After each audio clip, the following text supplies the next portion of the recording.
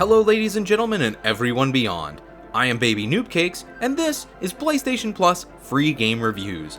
And in this episode, we're going to be taking a look at one of the May 2020 free games, Cities Skylines. This is a game about building your own city to whatever specifications you want, being nice to your people, or possibly bringing about the demise of civilization as we know it. If you want. But now, let's attempt to answer the question, as one of the free games of the month, was it worth it? Mechanics. Cities Skylines is a city simulator. You set up roads, build utilities like electric and water, you set up zoning for housing or commercial districts, and then people and businesses will build themselves in your town. And you'll begin gaining taxes that you can use to build more facilities, parks, monuments, industrial zones, garbage dumps, and the list goes on and on. I think that if I actually attempted to cover everything you can do in this game, it would take me maybe an hour or more, but the game does a much better job than I ever could. When you start up your city, only a small handful of options are available to you, but as your town gets bigger and bigger, you'll reach milestones, and the game slowly drip feeds you new options as you progress, allowing you to further streamline and expand your city, growing it from a small town all the way into a bustling metropolis. Then there are the menus. There is a menu for city policies. There's a menu for your economy. There are menus with overlays for your town to see how much is covered by water, electricity, or how much pollution you're creating, how bad the traffic is, how happy your citizens are, how educated they are. And again, the list goes on and on. But the good news is that they are all color-coded and very easy to understand, no matter how complex my description makes all of this sound. There truly is a whole lot to manage here, and there are so many things to consider, and there are an extreme amount of menus to work with. But after the initial shock of looking at them all and saying to yourself, I don't understand this, they eventually all start to make sense, and are really very user-friendly, once you take a few seconds to figure out what you're actually looking at. And like I've already said, the game assists you in learning all of these things, and in a very efficient, quick, and in an easy to understand way. And you don't really need all of them when you first start up your town. The game will let you know when you need to start paying attention to them. I'll look at menus to ensure your safety. This message has been approved by BabyNoobCakes. BabyNoobCakes for mayor. Art style. When speaking about the look of this game, I thought I might talk about how the game is a city simulator and has to make some sacrifices in quality in order to show as much as it does on screen at the same time. It has pretty low poly models for the cute little people running around the town, and the apartment high-rises, and the villas owned by rich people, but I don't think that is the strong point of what this game brings to the table visually. It does a good job with it, but I don't think that's as important as how this game combines gameplay with its graphics. All of the menus I mentioned earlier have overlays for the town, so all of the different aspects of the city are so easy to read and provide so much information at just a glance. When buildings need a water supply or when people get sick, you can open up these overlays and see that, oh yeah, I never put plumbing to this section of the town, or uh-oh, these houses don't have any hospitals nearby. And then you can take action almost immediately, based on just a few seconds of trying to figure it out. And what's more is when you place a new building on the road, let's say a school for example, the game shows you exactly how far the influence of that building will go by changing the road color to green, making it possible for all the people attached to those roads to use that school. Eventually it'll fade out where the influence ends, so you'll know where to build your next school so that you have coverage for everyone. Schools! Schools for everyone! This message has been approved by BabyNoobCakes. BabyNoobCakes for mayor. Sound. As you pan across your city, you can hear the hustle and bustle of cars and trucks passing, police and ambulance sirens, and the lovely sounds of houses on fire? Ah, music to my ears.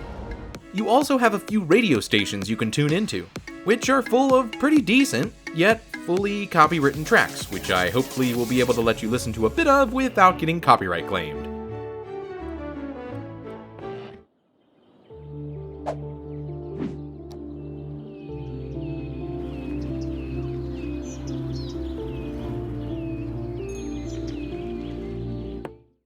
Yay, music!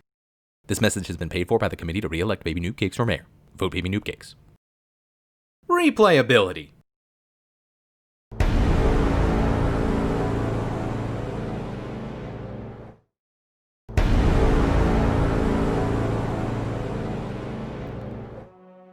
But seriously, you can build, rebuild, restart, rezone, and create a nearly infinite amount of cities. No two cities will ever be exactly the same. On the website How Long to Beat, some people have recorded completion times for this game, which, I mean, there are goals to be reached and a space elevator to be built, but this game is definitely more of a journey, not a destination. In a very similar vein to Minecraft, building, not the end of the game, is the appeal of this game. Also, if you enjoy the game enough, there is a lot of DLC. And as normal, I can't review it if it isn't included with the PlayStation Plus offer, but it really looks like it adds a lot to the base game, and there's even a scenario mode that requires some of the DLC, and looks to be mainly about building your way out of natural disasters, but I can't say for certain. But there is more after the base game for anyone who's looking for a massive amount of gameplay to sink your teeth into. I also want to mention that there are multiple maps you can start on, and there's plenty of terraforming you can do, and... uh-oh, that doesn't look good. And with each new DLC, you unlock multiple new levels to start out in.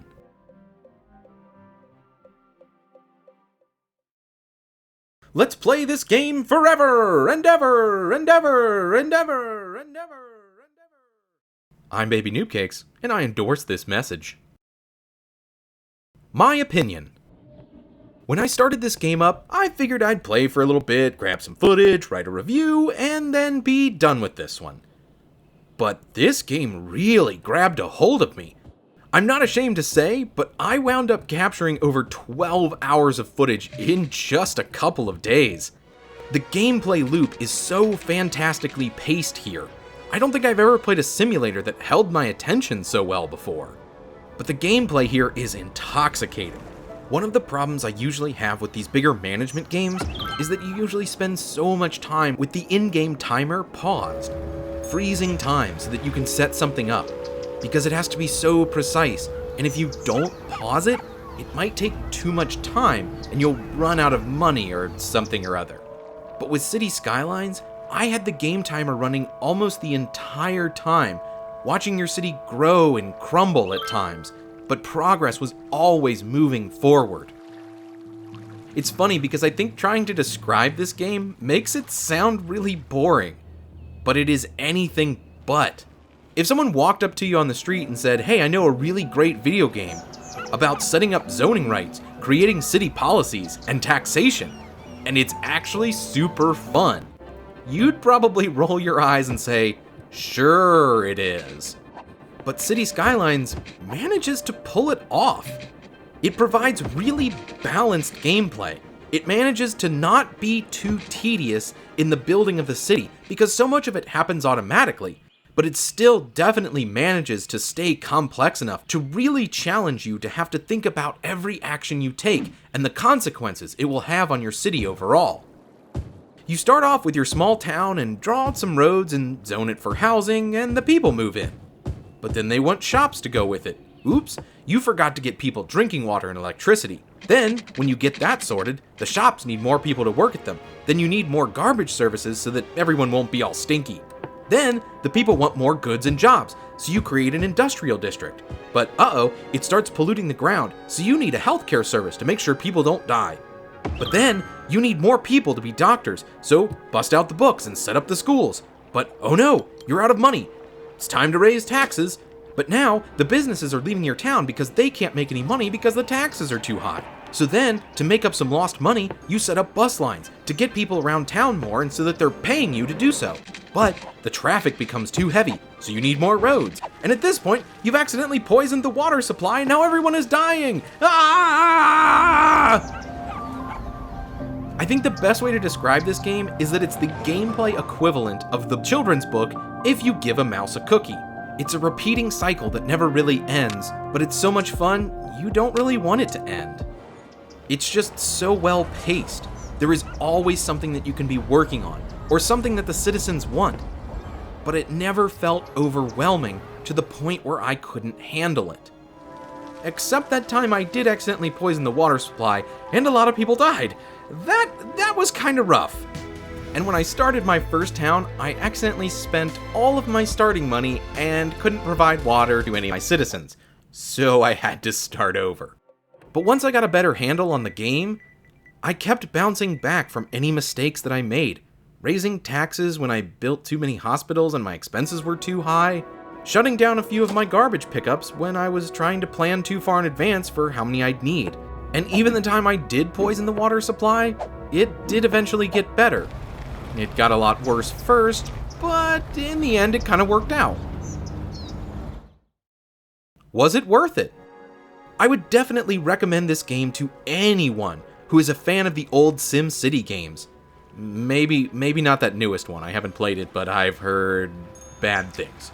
But also people who are just fans of The Sims, Planet Coaster, or Planet Zoo, or any other management sim, really. But I'm not really a huge fan of simulator games.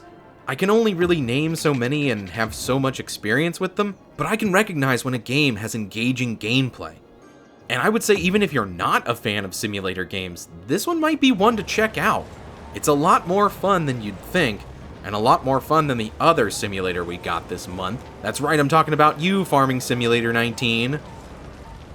But I think I have fully exhausted my praise for this game, so I'll just say it now. It's worth it.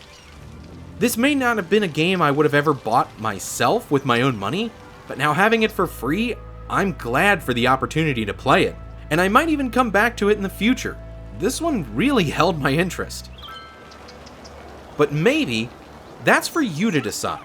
Whether you agree or disagree with my judgment, get at me in the comments. Let me know what you think, and let's discuss if this month's games were worth it or not. Also, don't forget to go onto the PlayStation Store and download your free games every month, because hey, they're free, and sometimes you'll end up with a few gems.